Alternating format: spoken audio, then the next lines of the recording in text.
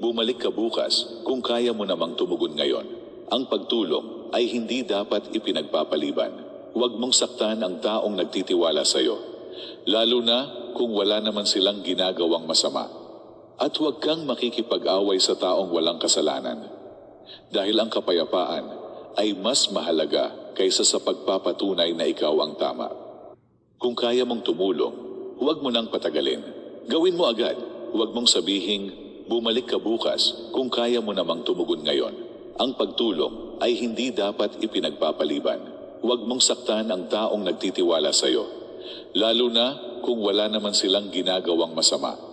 At huwag kang makikipag-away sa taong walang kasalanan, dahil ang kapayapaan ay mas mahalaga kaysa sa pagpapatunay na ikaw ang tama. Kung kaya mong tumulong, huwag mo nang patagalin. Gawin mo agad. Huwag mong sabihing, bumalik ka bukas kung kaya mo namang tumugon ngayon. Ang pagtulong ay hindi dapat ipinagpapaliban. Huwag mong saktan ang taong nagtitiwala sa iyo, lalo na kung wala naman silang ginagawang masama.